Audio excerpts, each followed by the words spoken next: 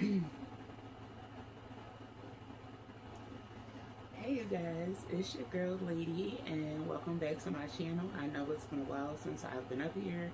However, I had a few things that I had to get back in order after my trip to Philadelphia to put my mother away for her final wishes.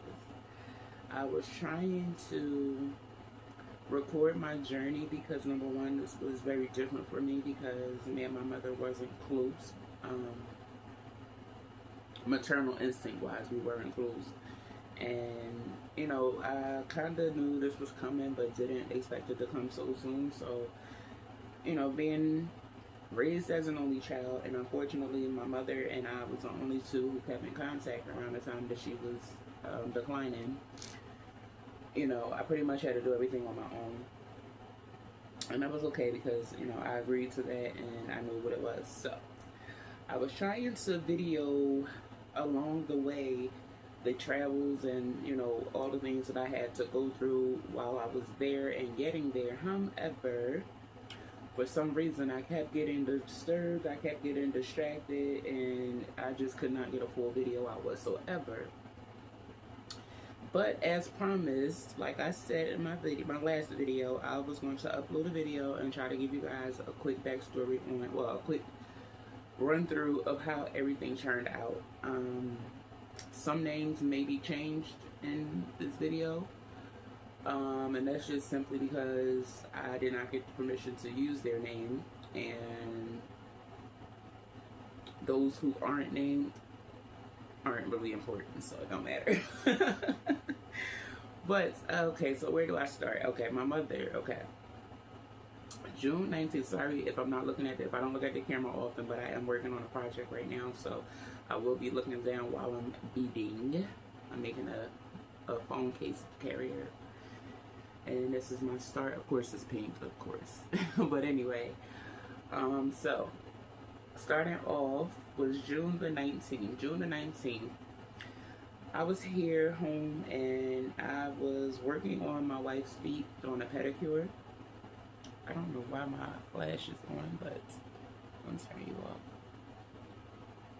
Okay, so I was doing my wife's feet on June the 19th, sometime in the afternoon. I want to say I started maybe around 2 p.m. is when I started doing my wife's feet. Now, as I'm doing my wife's feet, I get a phone call, and well, in the middle of doing my wife's feet, she falls asleep, and I then get a phone call. Now, the phone call that I received was from a very close family friend, whom I call my aunt, because she's been in my life that long, and that's how she's always treated me, so that's how I look at her. She's my aunt. I call her Aunt Candy now. That's her name. Well, that's what we call her. And her name is simply mentioned because, there's nothing bad to say about her, and, this is just my way of giving her flowers via virtual. So, first and foremost, thank you, Aunt Candy, for all your help, because, baby, I didn't know what to do. But anyway, so, moving on. In the middle of doing my wife's feet, I get a phone call from my Aunt Candy, and I hadn't spoken to my Aunt Candy since sometime in May, I believe, because she had just lost her husband. And that was the last time I had spoken to her, to check up on her and things like that. And when she called me on June the 19th, I kind of figured, well, first and foremost, let me go back a little bit. Hold on. Let me go back a little bit. June the 15th, I talked to my mother on the phone for 4 long hours. We were on the phone. And I mean, the conversation was a conversation to be had, baby. Like, we were laughing, we were reminiscing. We was just having a good time, talking about all the good times that we remember. Us, our mother, little funny family things, and, stuff like that. We were just talking. Now, I've never had a conversation on the phone with my mom this long, so you would think that would have gave me like a heads up or something, but it didn't, because the time had flew past so fast and the conversation was just flowing, so I didn't even notice that we were really getting along at that moment until after we got off the phone. So, fast forward back to June the 19th. 4 days after I talked to my mother. 4 days after I spoke to my mother.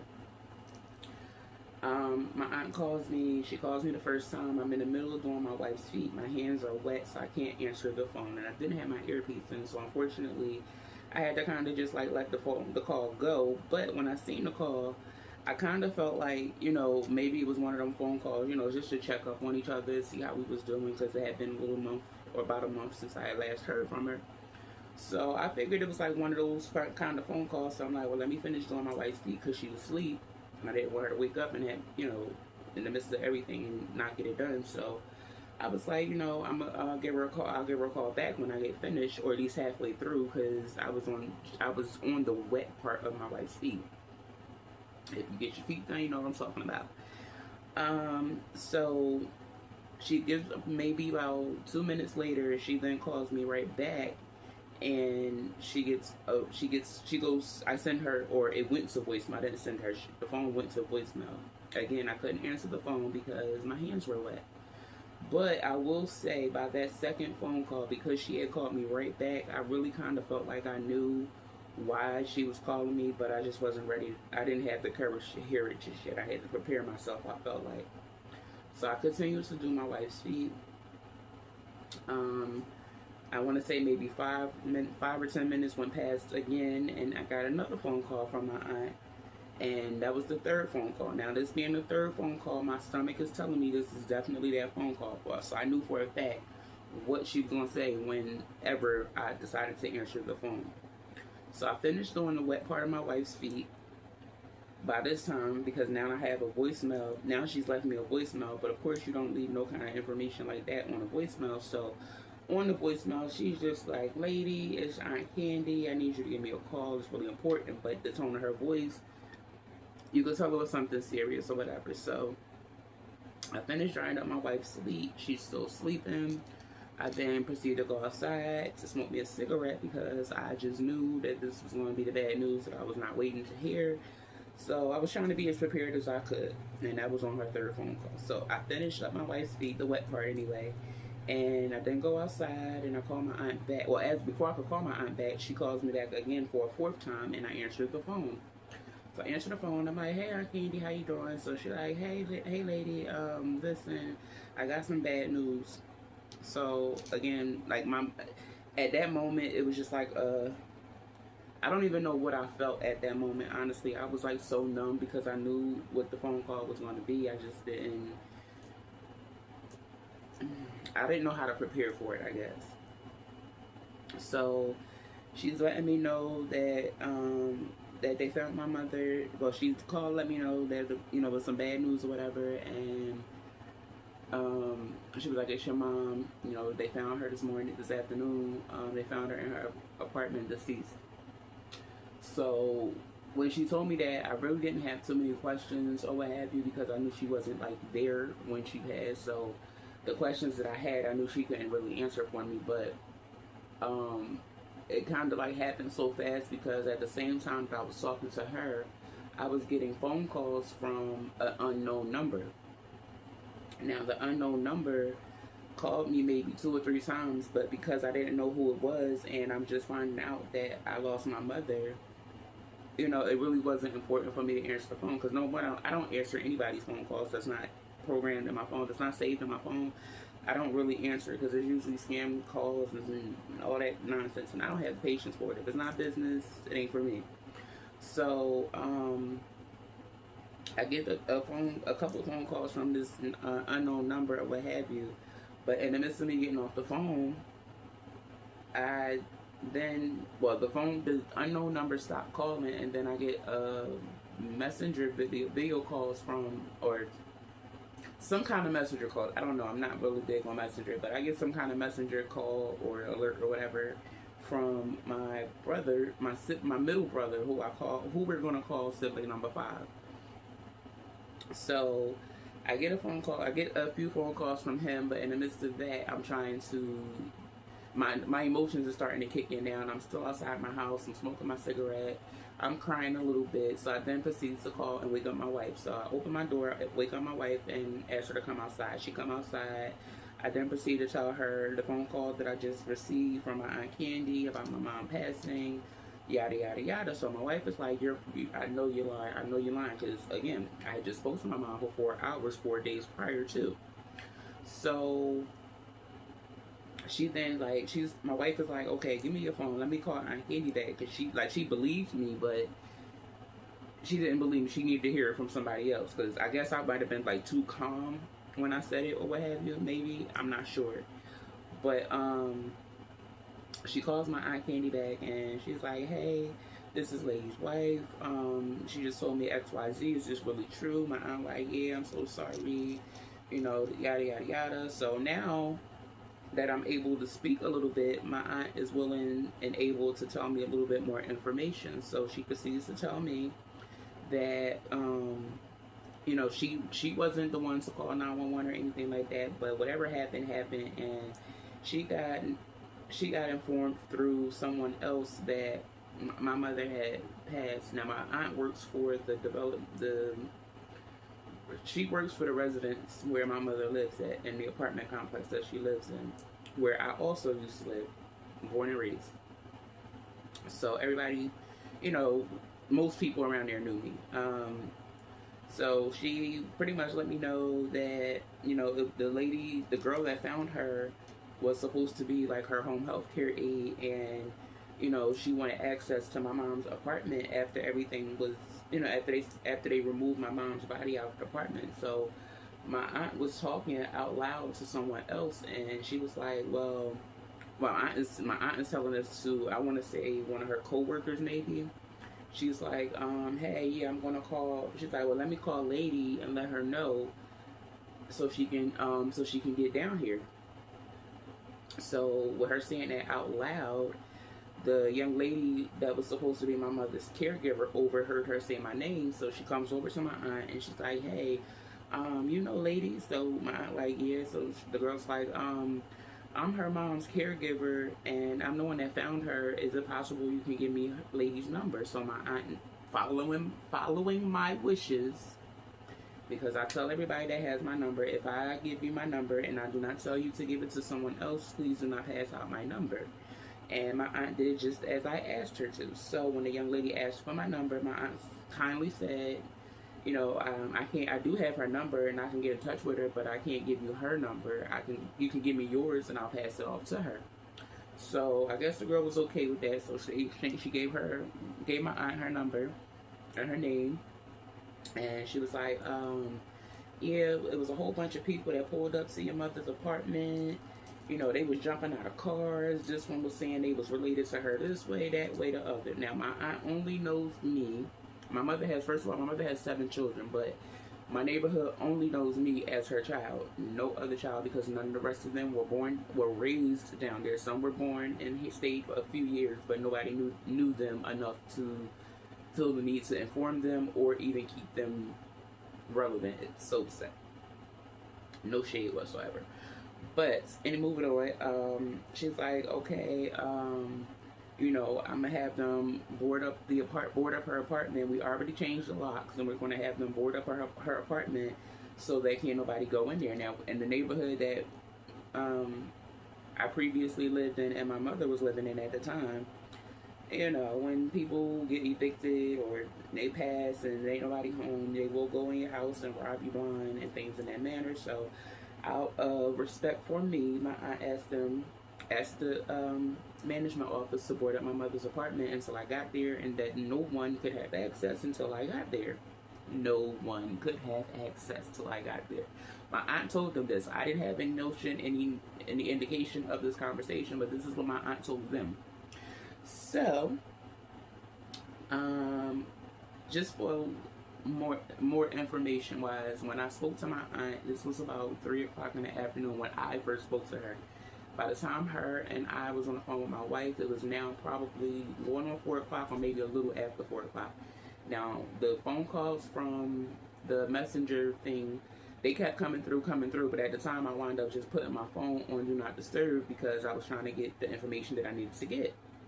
So when I realized that it's my sibling, I get off the phone with my aunt or whatever, and I come get my thoughts together, pretty much get ready to, smoke me a nice fat one because I got a lot on my mind. I got a lot of things to do, and it kind of just dropped in my lap. So I really didn't have much time to gather my thoughts because at that time I'm like, okay, let me go ahead and reach out to sibling number 5 since he did reach out or whatever. He left a couple messages and stuff like that. So I reached back out to him without looking at any of the messages or what have you. And when he answered the phone, he's like acting kind of sad or whatever. It was like, I don't know if you heard or not, but mom passed. So me nonchalantly, because I already knew, and the fake emotions was turning me off. It was giving me bad vibes. So I really was like so numb to the conversation or whatever, but I was so calm. And I'm like, oh yeah, I know. I was informed or whatever. Working on a few things right now, and at the time, no, I'm sorry, I missed the part. I skipped the part. Before I called my brother back, because I did not know where my mother's body went to, I was told that the police was called, so I wound up calling the district for where my mother lived at to find out, what was the police report and if I could get it. So when I called there, they informed me that I couldn't get the police report. However, I would have to get in touch. I could get in touch with the medical examiner office, and they should be able to follow up any information that I need. So okay, I get off the phone with the police department, and mind you, at this time it is after 5 p.m. After 5 p.m.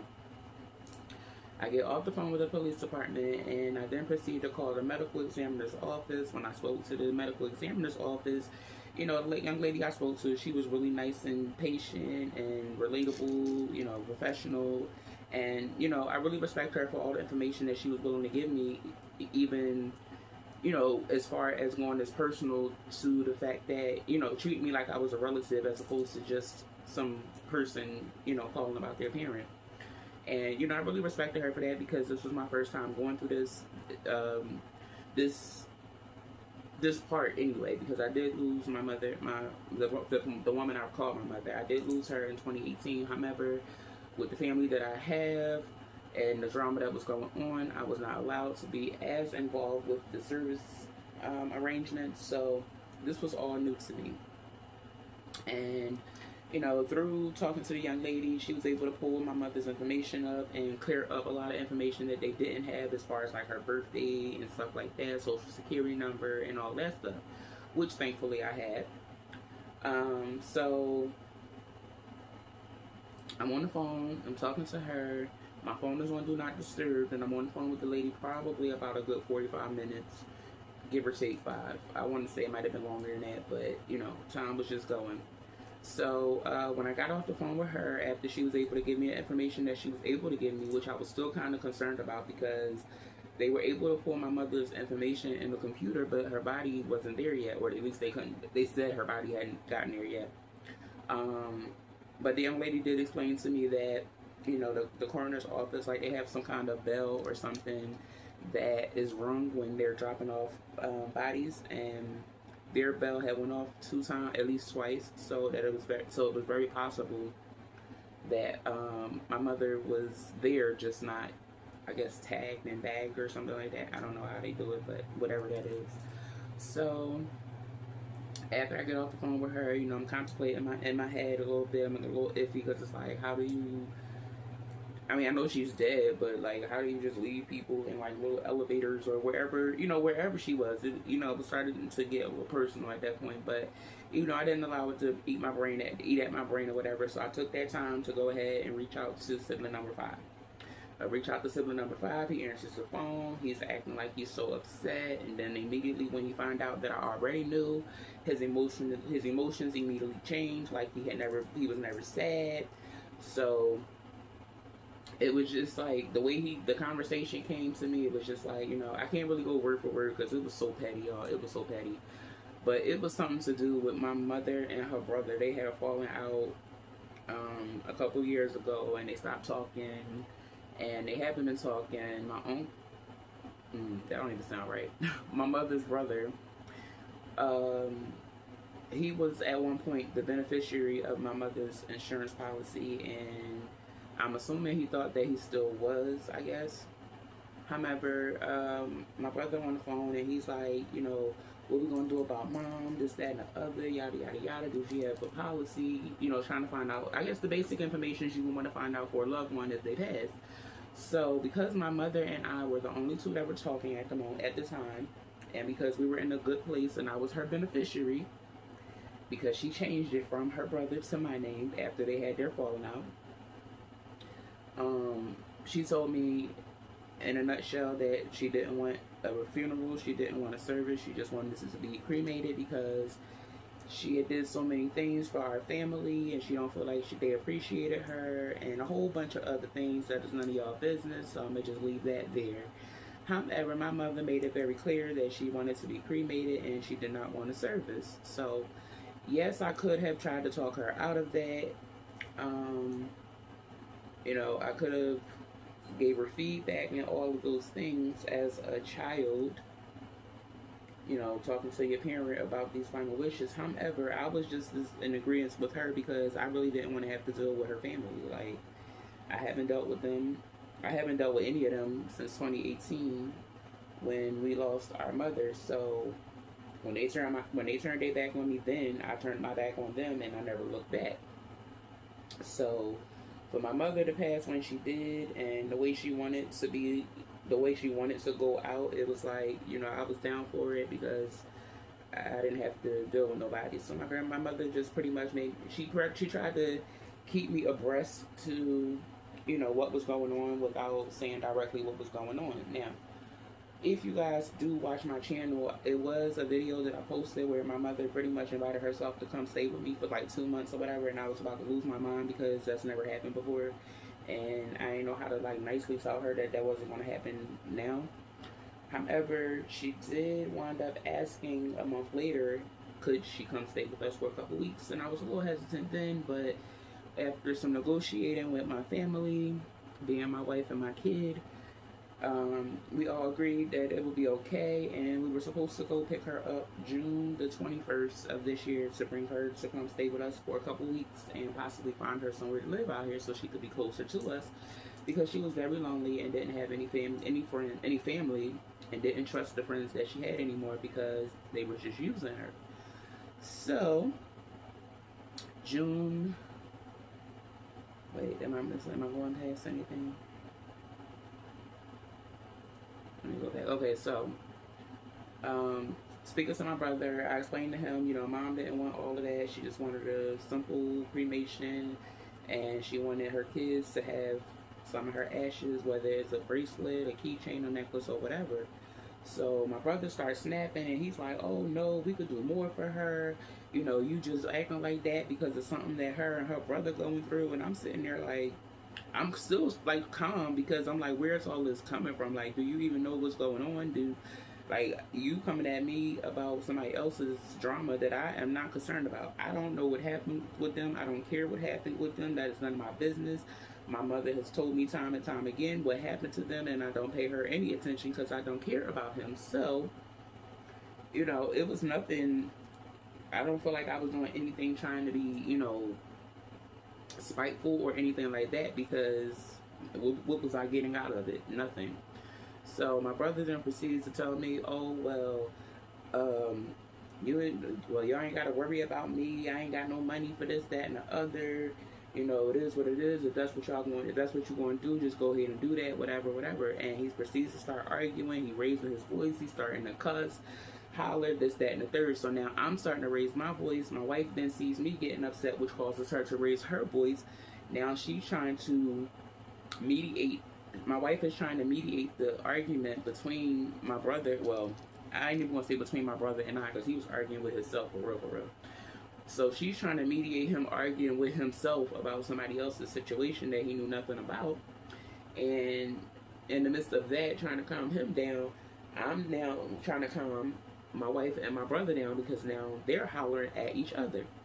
So at this point, I'm like, listen, if you can't talk like an adult without yelling and cussing at me and talking to me like I'm one of your children, we can end this phone call now. So in the midst of that, he's still yelling, yada, yada, yada, going back and forth. So I did just like I said I would. I hung up. So when I hung up, I did not make no attempts to call him back or text him or anything in that manner. He did not try to call back or anything either. So I figured, everything was cool. You got your little rocks off your shoulders, little boy stuff. Is what I figured. He was having a little temper tantrum. He was in his feelings. His mom just passed, whatever. So after I get off the phone with him, I'm trying to, Google places, what to do. I didn't have any of her information at the time because I live where I live and she lived in Philadelphia. So I had to get to Philadelphia to get any of her personal information that I would need. So there was really nothing that I could do from home. So immediately the next day, June the 20th, which happened to be my baby's birthday, my service dog Tinkerbella, she just turned 1, June the 20th. I was actually planning on throwing her a little birthday party and, making her a cake and stuff like that. And with my mother's situation coming up, unfortunately, I had to stop all that. And I was also in the middle of getting my hair retied. And I couldn't get that done because I had to drop everything I was doing to get back to Philadelphia.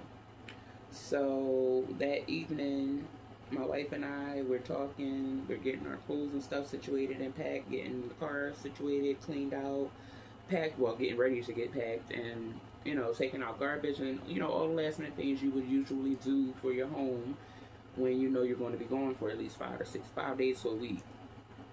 Now, I was planning on us being out and back within 5 days, honestly. Like, it was like all we had to do was go down there, clean out her apartment, make her arrangements, and close her accounts. That was it. So it was like, okay, we should be done in like 5 days, 6 at the max. But I packed for 7 days just because I'm a girl. Sue me. So June 20th was the night. We were planning on leaving June 20th around 11 p.m. However, because of the timing and everything that was going on, it was kind of inevitable that wasn't going to happen. So in the midst of the day going past, I've been getting all kinds of messages from friends, family, cousins, sisters, brothers, whatever, that my mother's brother is trying to get in touch with me. So I get the message from like 3 or 4 different people, 2 of which came at me the wrong way, so the conversations went left before I can call him. After the conversations went left and I decided, now is the time to finally call this dude and find out whatever it is that he wants to know, I then, get my life together and I gave him a call. So I gave him a call, but when I called him, my number is private, blocked, restricted, whatever you want to call it. Depends on who phone it come up on and when it come up on. But I do have a private number, block number, whatever. So, and I knew that when I called him, and I knew specifically that he wasn't going to answer because it was a private number. So, like most people that have a private number, when you call someone and you don't want them to have your number, or they don't have your number, you call back to back. So that's what I did. I called him one time. He didn't answer. I called him right back a second time. He didn't answer. I left a message, a voicemail. On the voicemail, I let him know, hey, this is lady, and, I'm returning your phone call. You've been trying to get in touch with me, and I'm trying to reach you. So when I call you back, it's me, because I refused to give him my number. So I gave it a few minutes, just in case he had, because I'm pretty sure he got like an iPhone or something like that. I'm team Android all the way, so I don't know how that operates. But I figured, if he had a watch or if he needed time to check his voicemail or whatever, I would give him a few minutes and then call him back, because by that time he should know it's me, right?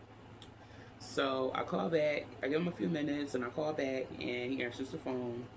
And when he answers the phone, he's kind of like whispering somewhat, but trying to act like he's sad as well. And he's like, hey, I can't talk right now. I'm around a bunch of people or whatever, but I did want to talk to you. Is it possible I can get your number so I can give you a call back tomorrow? Maybe we could set some time up tomorrow and we can talk. So because I didn't want to give him my number, I just simply explained to him, well, I'll be available in the morning. This was the 19th when I talked to him. And I told him I will be available on the 20th at 11 a.m. Between 10 a.m. and 11 a.m., I would give him a call. So He's like, okay, okay, I'll look forward to that. Okay, okay. So we get off the phone or what have you. Next day come. Um, if I'm not mistaken, I feel like we might have been on our way.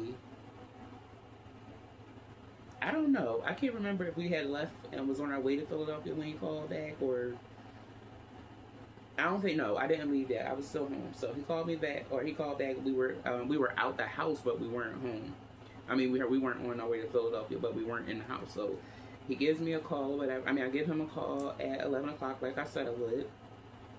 He answers the phone, and he then proceeds to ask me, what's going on with your brother. I got, I heard, first of all, I'm sorry for your condolences. I'm sending you condolences, all that, sad stuff and whatever.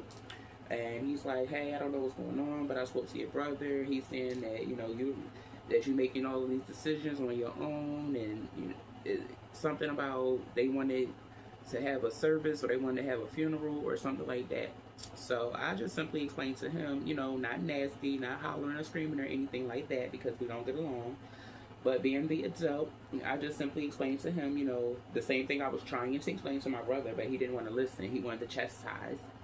So I just simply explained to him, what happened or whatever. But my uncle he's weird, to say the least. He's just weird, and he likes drama. So he was trying to keep the drama going, but he wanted to be involved, but not so much as take accountability for it. So it was just like, I let him know that, you sending the message through your nephew is where the ball was dropped, because I didn't appreciate the way he called me and the way he was talking at me, this, that, and the third. So he's trying to be the uncle of the family, and he's, oh, well, y'all siblings, and y'all gonna get through this. Y'all need each other. Y'all just lost your mom, and yada yada yada.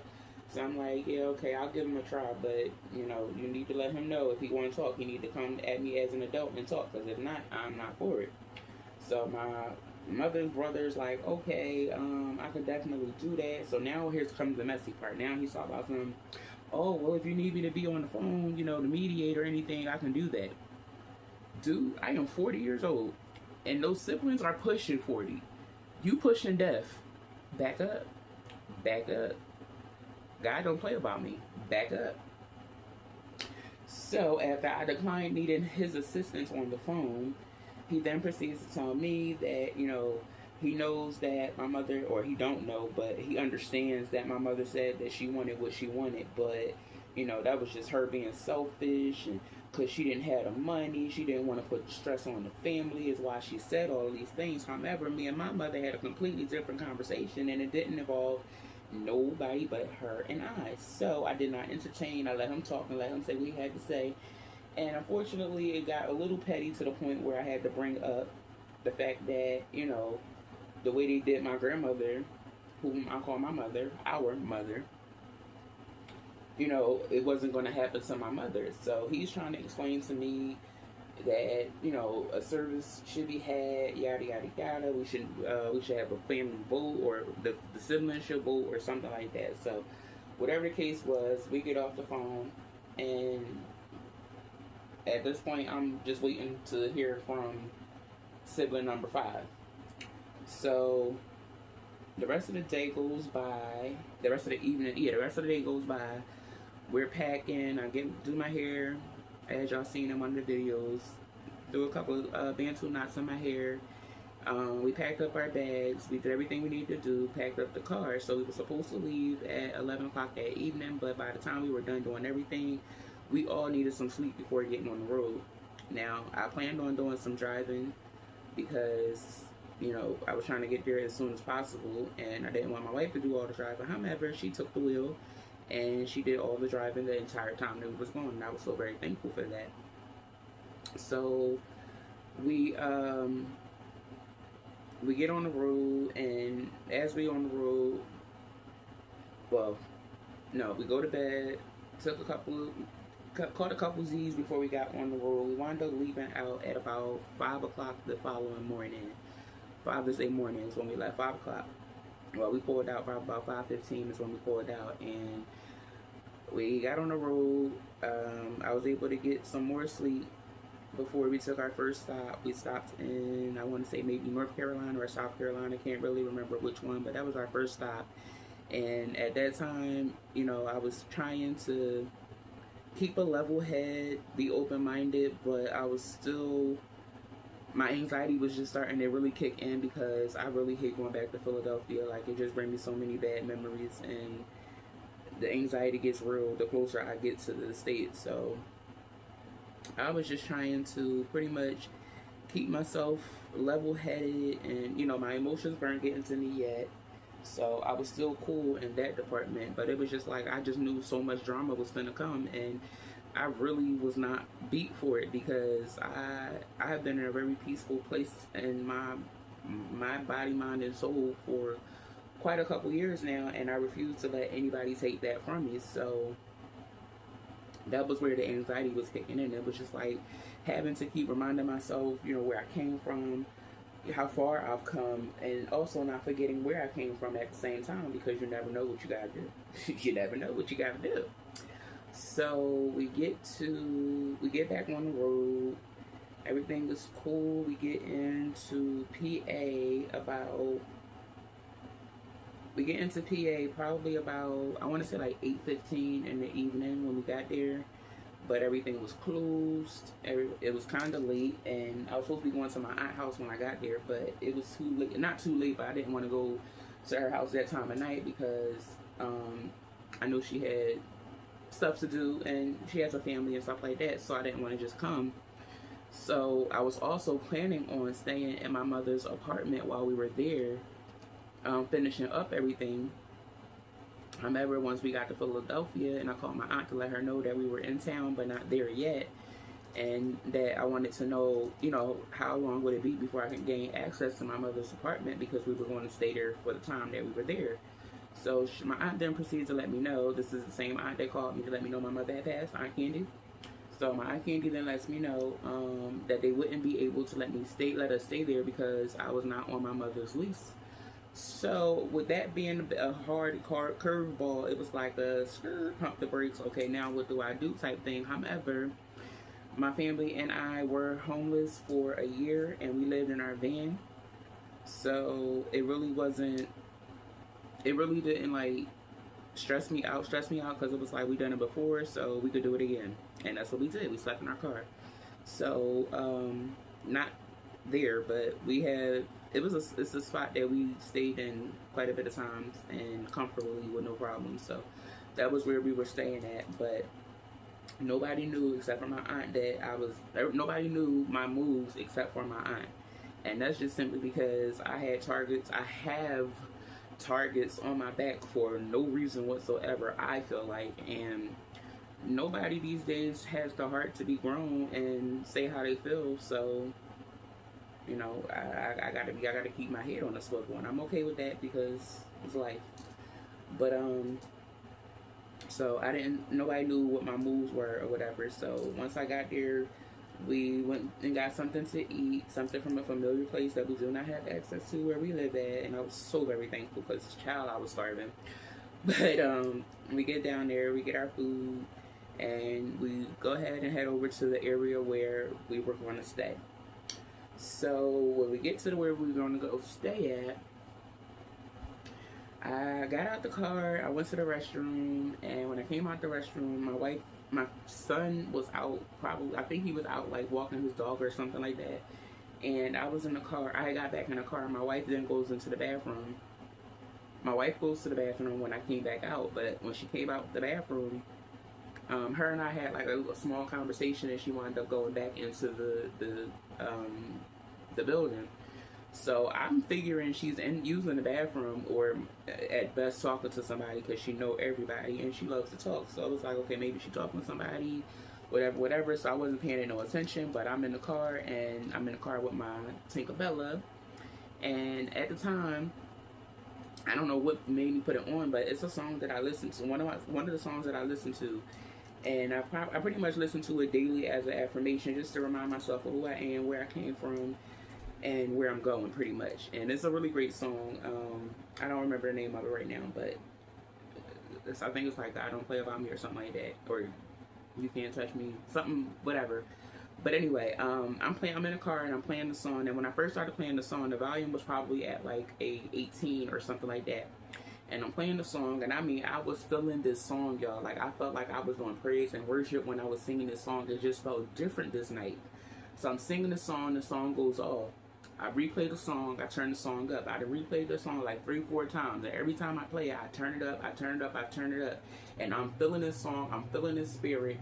But something was just like, something about to happen. I could feel the dark cloud over me. Something's about to happen, but I just couldn't tell you what. Gut feeling. So as I'm in my praise and worship is what I will call it. As I'm in my praise and worship, I then see my wife coming out of the building, out the door of the building, and I'm still, in my song, dancing, singing, whatever. And she then opens the door. So because I'm into my song and I see her on the phone, I didn't really pay no attention to what she was saying or who she was talking to, because I didn't know who she was talking to, and I really didn't care at that point because I was in my own world. But she's then like, babe, listen, check this out. Why your brother saying XYZ? Why your brother call your cousin and tell her this, that, and the third? And they talking about they want the body, they gonna get a lawyer, this, that, and the third. So I'm sitting there, I done turned my music down. I done turned down the Lord's music to hear the devil's word, yo. Yes, I did. So I turned down the music or whatever, and I'm like, what? So my cousin, we're gonna call her Aries. My cousin Aries is on the phone, and she's like, yeah, your brother said, well, your brother and your sister, sibling too, they're talking about they want the body and they gonna get a lawyer and this, that, and the other. So I'm like, oh, well, baby, they can go ahead and do everything they need to do. I don't really care, but why are you calling to tell me that? Is the attitude that I had. So in the midst of that, I pretty much just ignored her and whatever the heck she was saying, and blast my music back up, and I went back into praising and worship. So the song that I was into, I felt like it was really befitting for the situation, because I felt like they was trying to play in my face. They remember who I was in 2018. They don't know who I am now. So y'all holding me to a flame that I know, they're holding a torch to a flame that I no longer carry. So it's like, they don't really know how to respond to me because I'm not popping off like I usually do. So I felt like they was just like seeing how far they can get. And that was okay, because that's what we are. So we got to test the waters a little bit. Excuse me, y'all. Oh, showing my thighs and stuff.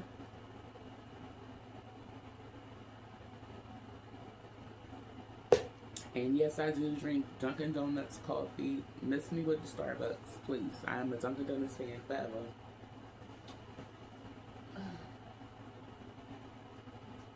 So after the phone call, after the phone call with Aries, my wife then proceeds to hang up, and she pretty much got back. Well, she seen me in my light. Excuse me, y'all. I don't mean to do this on camera, but I'm grown.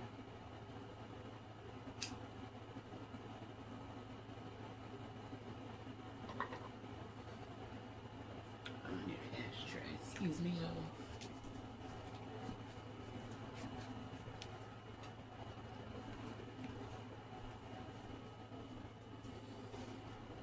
Okay, I'm back. So, after we get off the phone with her, I'm going to my praise and worship, and then the devil is testing me. The devil is testing me. So the devil tells me, this song is very pathetic. You should make a video and send it to them, playing in their face like they playing in yours. So my wife takes out the phone. She's recording me. I'm dancing to the song or whatever. Needless to say, I never sent the video, whatever. I was too pissed off by this point, so I wound up finishing the video, and then I wound up calling sibling number 5. So when I called sibling number, first of all, when Aries was on the phone, the way she was talking was like they had just got off the phone type thing. So I figured, even though it was late at night, that he would be available to answer the phone. So I called him right then and there, and of course I got the voicemail. So I'm amped at this point and kind of pissed off because now I got a whole bunch of stuff that I want to get off my chest, and I can't get an answer. So I'm like, okay, let me try to calm down a little bit, leave him a nice little message. So I call back, I get the voicemail again, I explain to him, this is your sister, I'm trying to reach out to you, return your phone call or your message, whatever situation supposed to be. I was told you wanted to talk. And I don't have a problem talking as long as you're coming at me as an adult and not yelling, cussing, and all of that. We can have a conversation. If there's anything If it's not about what's going on right now with our mom, don't call me back. So I get off the phone with him. We go to bed. We get up the next morning.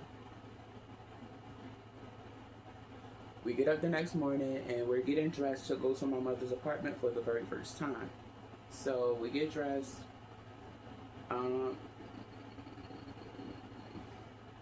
After I got dressed, my wife was still in the car. No, we weren't even dressed yet. I'm sorry, we was just getting up. And I went and used the restroom. When I came back from the restroom, I went and sat on the side of a parking lot where we were. And I was trying to make a video. In the video, I was trying to explain to y'all in depth what had happened the night before while it was fresh and I was still angry, so I could pop off and y'all could see it for real in real life. However, my wife wound up waking up and she didn't see me in the car, so she got kind of nervous. And when she got out, because my service animal was in the car with her, they kind of both got out the car, and my dog wound up running up on me in the video, so I really never got a chance to get into the video and got sidetracked. So that video never got made. However, I then get a phone call in the midst of me trying to finish the video. I then get a phone call from sibling number 5. He called back, y'all. He called me back. So I answer the phone. He's acting like he has a little bit of common sense. He's acting like he's actually born out of a human. And, we having a little conversation, and he pretty much, apologized and explained that, he was in his emotions or something like that, some nonsense. But, I accepted it for what it was, accepted his apology, and we had a conversation. So the conversation was exactly... The conversation was pointless, really, because they did exactly what I told them they could have did from the first place, is what we agreed to. Okay? So I let him know that my mother was being cremated. She didn't want a service. If y'all want to have a service, y'all can have a service. I don't care. The only decisions y'all have to make right now is if y'all want to hold y'all service before her ashes get here or after her ashes get here. That's the only option you got. That's it. That's it and that's all. Everything else is what it is. I'm not budging on that. So they was in agreement. Okay, well, we're going to have the service, whatever. Just let us know. So now my brother, sibling number 5, now he's like, oh, well, if you need any finances or whatever, just let me know. Shoot me a text, whatever. Me and his uncle, him and his uncle, they were prepared to help if needed. So my mother, to my knowledge, had an insurance policy and stuff in that manner. So when I get there, I go straight to my aunt's house. I pick up the paperwork that my mother's nurse took from her house. Now, when they came to get my mother's body, well, before my mother died, first of all, she always made sure she let me know where she kept her insurance policy at if anything ever happened. And I'm assuming she told her nurses this as well once she started getting them, because I didn't even know she had a nurse. So I found out 4 days before she died that she had a nurse. Okay? So she then, the girl wound up taking my mother's wallet, both of her cell phones.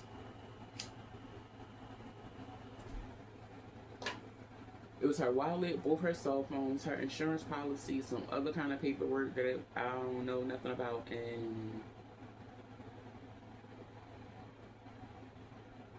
I think that was it.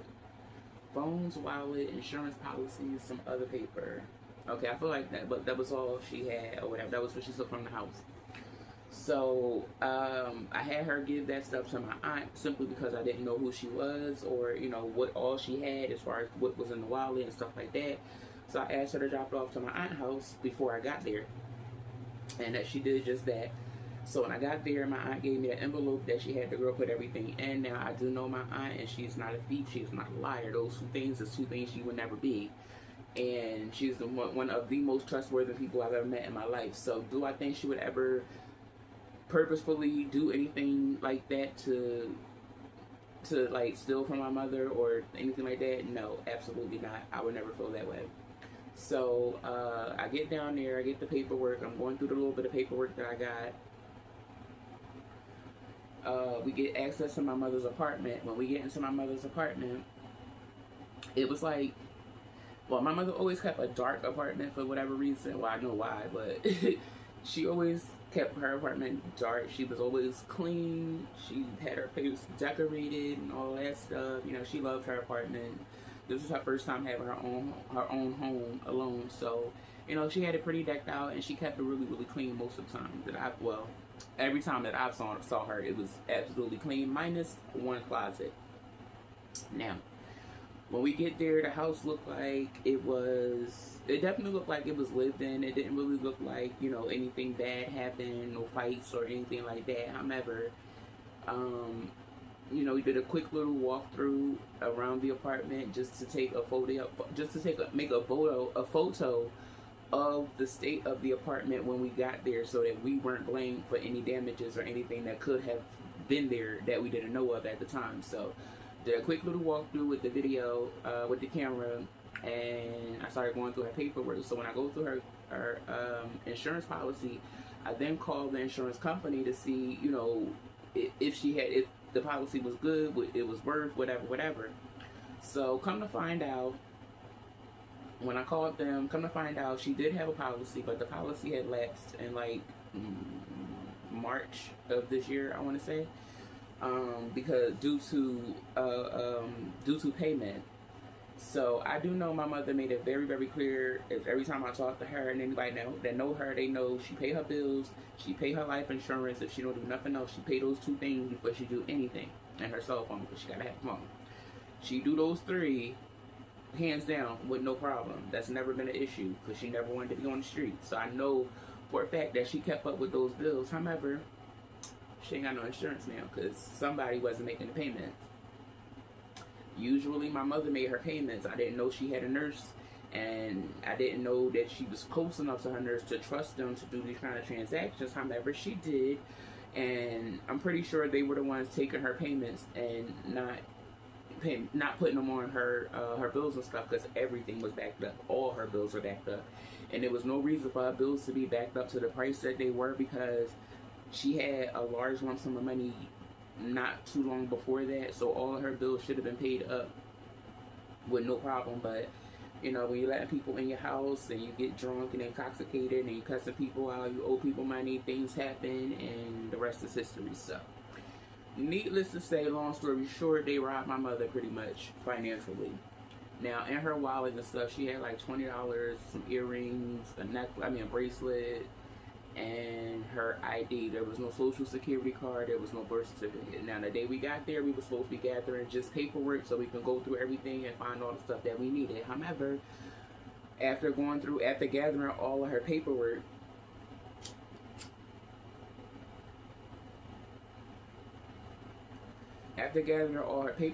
we then realized that all the paperwork was pretty much trash, because they weren't paying her bills and none of the information was accurate. Some stuff was for old accounts, and it was just like pointless. So all that stuff was trash. So now at this point, I felt like we wasted half of the day trying to get there and get this paperwork, because we ain't got nothing. So now it's like, okay, she has no insurance. Now we got to find out how we're gonna get these funds together.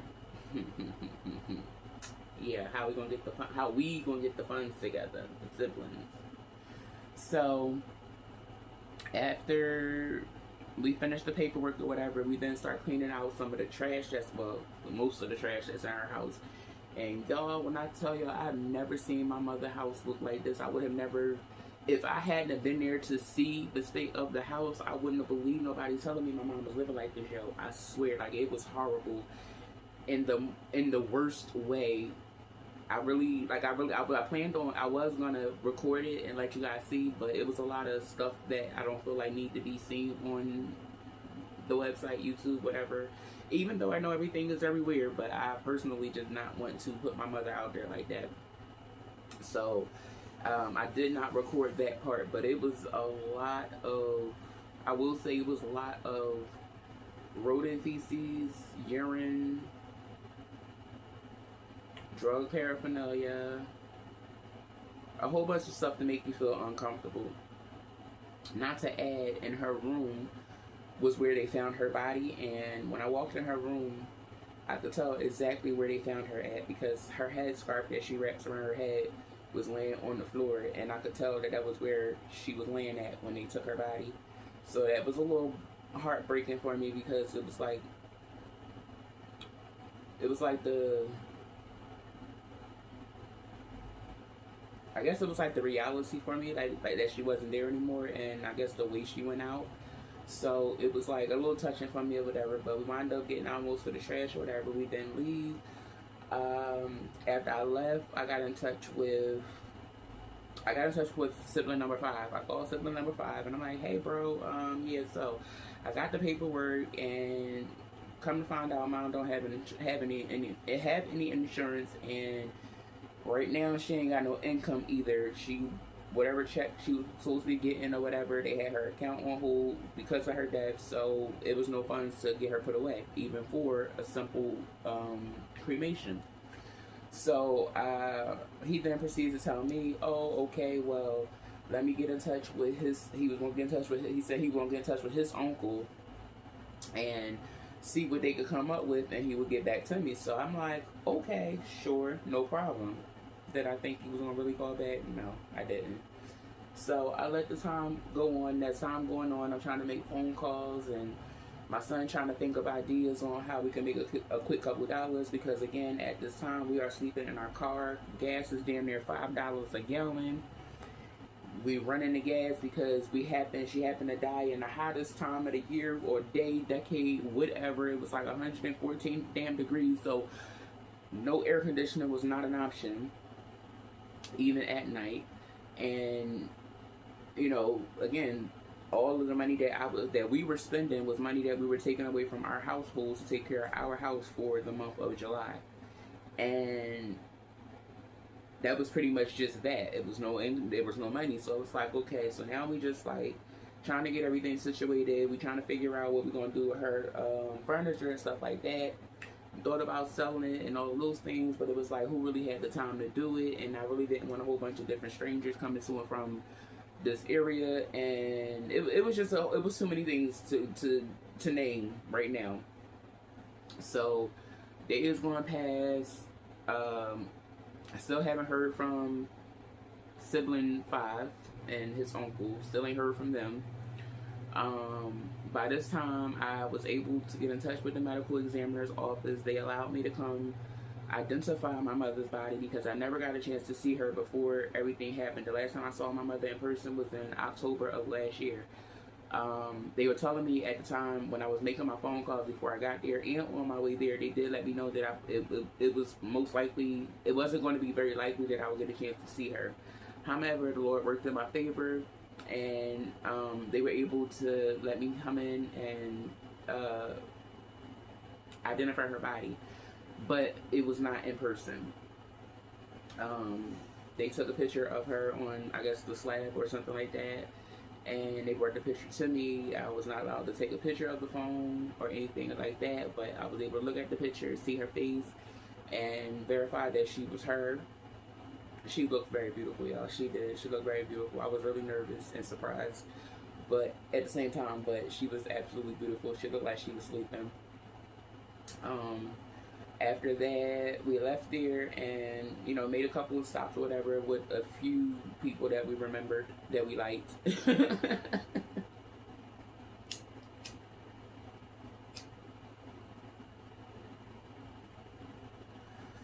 After we made our rounds, we made a couple stops, got us some things to eat. We get back to our area where we were resting at before the next day. And my sibling number 5, he made up like a siblings group or something like that, or I think it was like a sibling group or something, I don't know, something.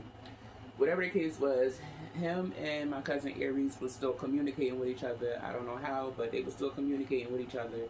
Her and I wasn't really talking. We had stopped talking back a few years back, which was funny as hell because I stopped talking to her for one thing and she stopped talking to me for something else, and neither one of us knew that it was something different. Weird, right?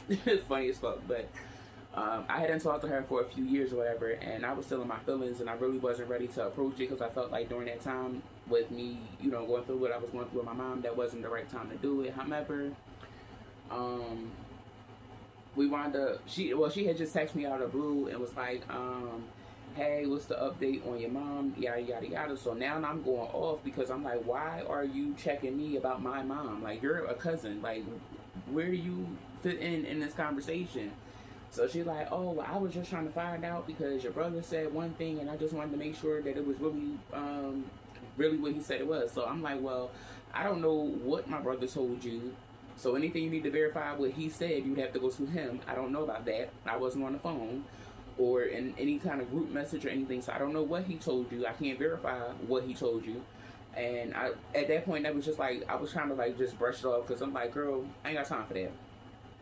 So she then proceeds to text me back, and the conversation kind of like went left or whatever. So I guess at that point, the pimple was at its breaking point and was ready to pop. So I had to pop the pimple, and I couldn't fake the funk no more. And I pretty much told her how I felt or whatever, what was going on with that specific situation. Like I was telling her, you know, I don't feel like it's right for you to get involved in anything that I'm going through with my siblings or whatever. You know, messages that you're sending me from your father, this, that, and the third. Like, I'm tired of you being a message carrier and you can't stand on your own beef with me, pretty much is how it went.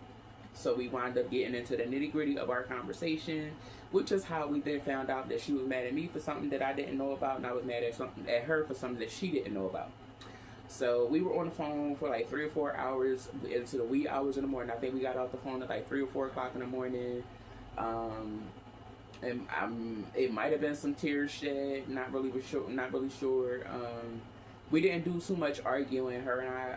But her and my wife had a disagreement as well that they needed to talk about. So they was able to talk about that. And my cousin and I pretty much came to a mutual agreement, apologized, and you know, we accepted each other back into our lives or whatever, if that's what you want to put it. Very happy about that. Very happy about that because that was my bitch. She was always my bitch, but you know, nonsense happened. But with growth and time, you can heal the wounds. I feel like, in some cases. Now, moving on, we did finish cleaning out my mother's apartment. We decided we were going to put everything into a storage unit for the time being. So we wound up getting the truck, packing the truck up, moving all of her things to a storage company.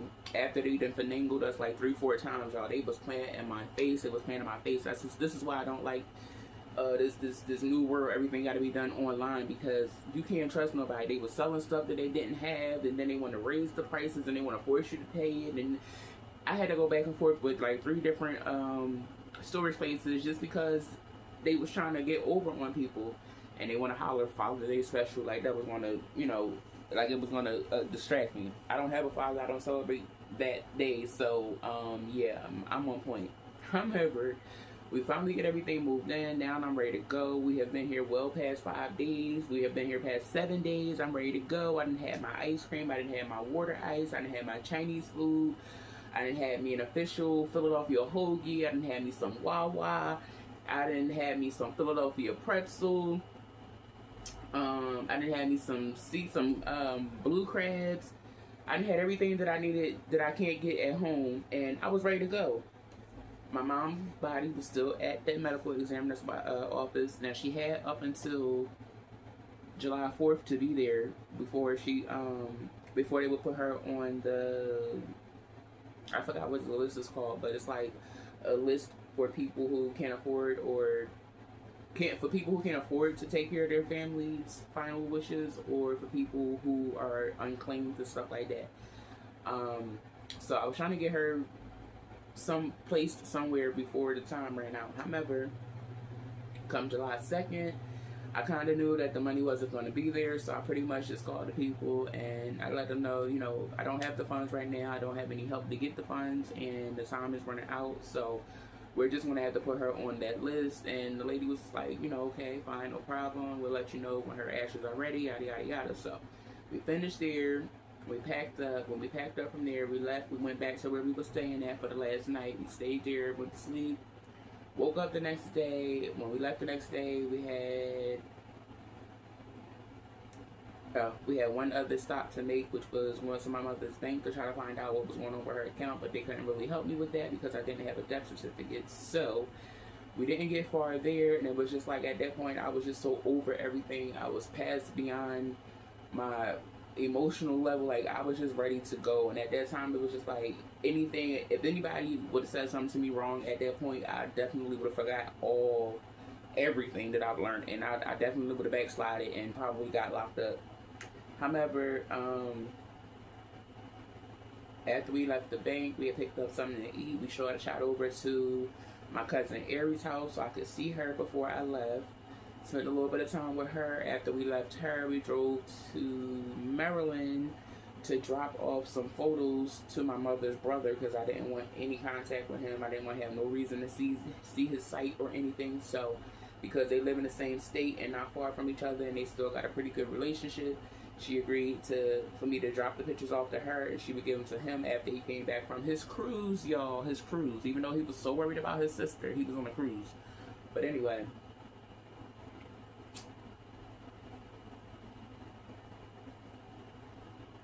I'm not here to judge. I'm here to listen.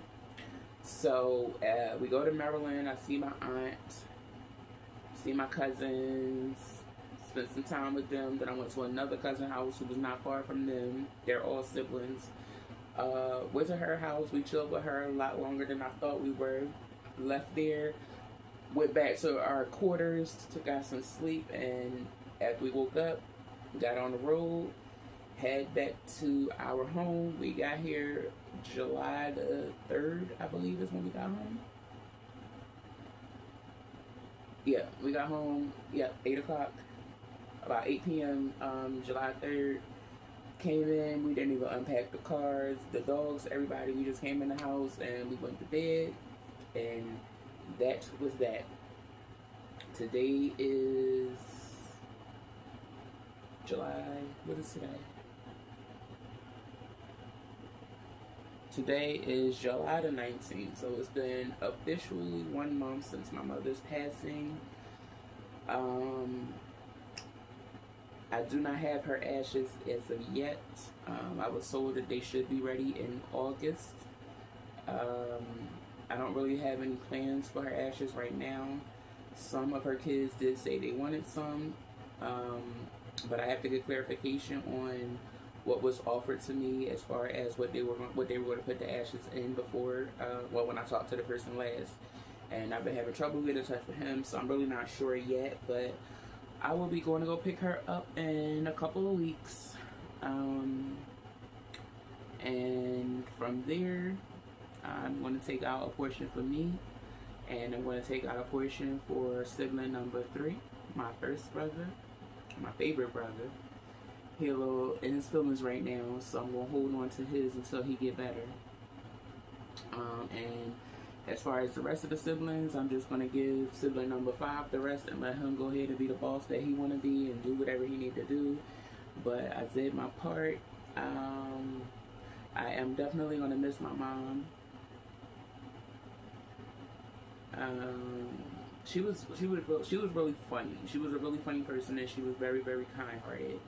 She would give you the shirt off her back in the drop of a dime. She was very helpful, and although she didn't do much in her life when she died, I think other than her being lonely, she was in a good place in her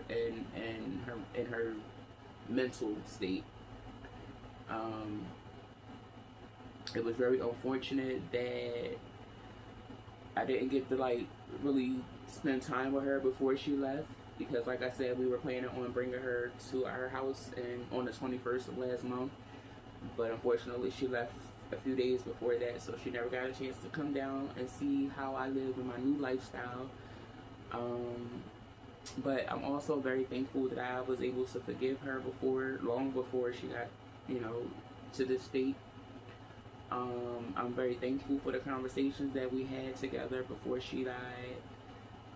I'm very thankful for that long ass 4-hour conversation that I couldn't understand where it was coming from, but now that I know, she was giving me signs the whole time, because she kept telling me she wanted all her kids to be in the room together for the first time before she died. She kept saying that she wanted to come move near me and my family. She kept saying she wanted to get to know or get to meet all her grandchildren. And then, like I said, the conversation that we had on the phone for 4 hours, that was just like endless laughter and comedy the whole time. I felt like she was kind of like coming up here to get comfortable, and I felt like she was gonna probably die here after, after everything, after her passing. I was like, was she planning on coming to like croak up here? Like, I keep telling y'all, God don't play about me. He be moving things and moving people out the way for me.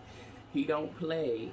And I say this very in the most humbling way whatsoever to anybody that I have encountered that feels any kind of way about me to the point where they can't voice it to me. I feel like anything that you can't bring to me is definitely a lie. And you can hold on to that, but just know that I am no longer the person y'all knew me to be. I still have her in me, and I can get like that if I need to, but I really don't want to have to be that person. I'm very happy where I am. I'm safe where I am.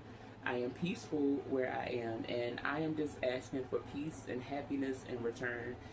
I am not Miss America, but I do wish for world happiness some way, somehow.